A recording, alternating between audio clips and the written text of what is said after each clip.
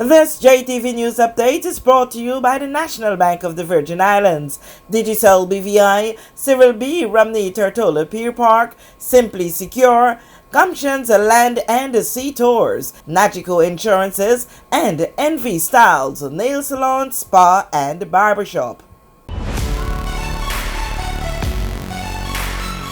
I take my health seriously. I still make time to exercise at age 62. And I go at it hard. My health and well-being matters to me. No one can do it for me but me. Get vaccinated. Let's fight COVID-19 together. I am Deborah Maddox, Mrs. Classique 2021.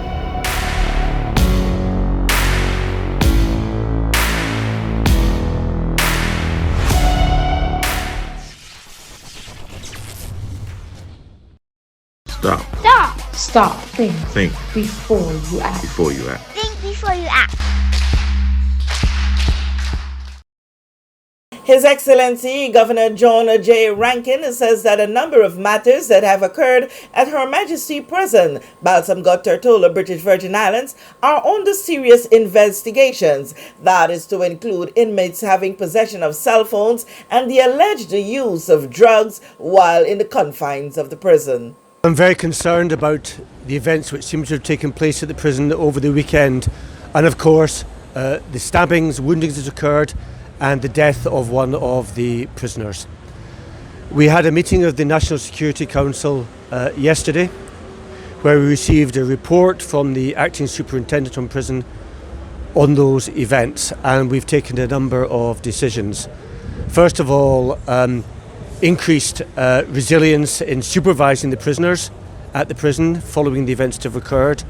Secondly, of course, an internal inquiry into those events, and more widely, an external review to look at overall security arrangements at the prison. As you'll also be aware, the two senior officers who were on duty at the time that these key events occurred have been placed on administrative leave.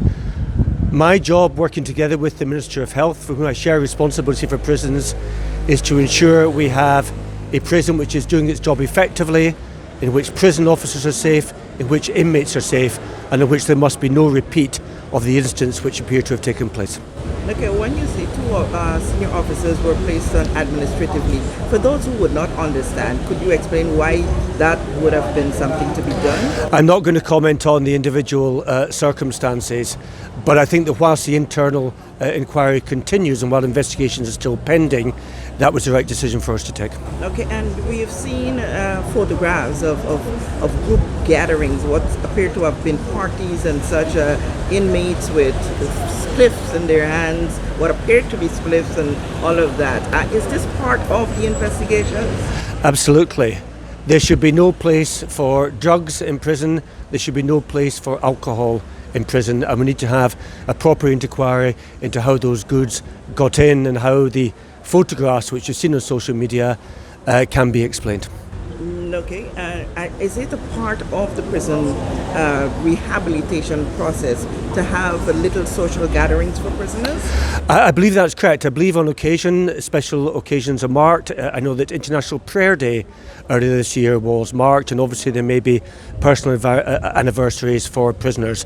But the event which appears to have taken place, and I stress this inquiry is continuing, goes well beyond a small personal celebration to something which seems to have been wholly unacceptable.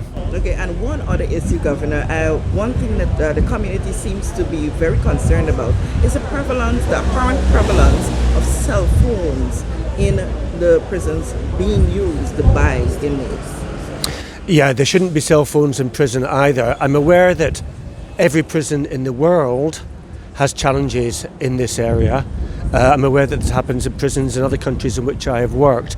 But we need to ensure particularly that cell phones not only don't get in, but also that they're not used while in prison for nefarious purposes. So that needs to be part of the wider review of security, with decisions to be taken going forward to improve that security and safety for everyone involved in the prison. With this JTV News Update, Kathy Richards.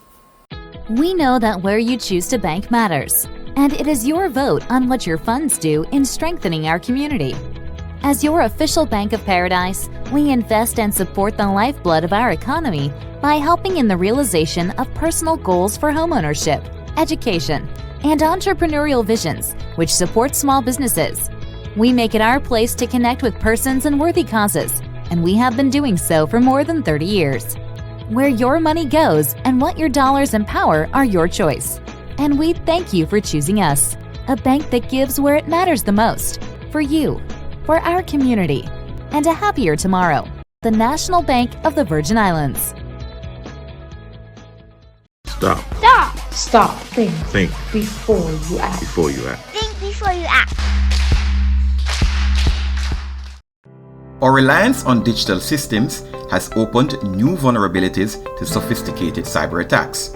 Simply Secure's security management solution helps overcome these challenges. Our service includes 24/7, 360-degree protection for all computers and servers with automatic restoration, security audits, and penetration testing. Don't wait for disaster to strike.